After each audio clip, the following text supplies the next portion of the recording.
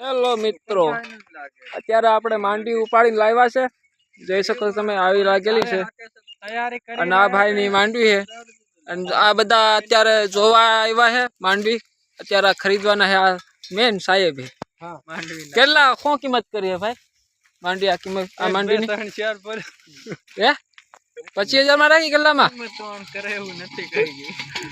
નથી કિંમત કરે એવું એવું છે 8 લાખ માં લે કેટલા વીઘાની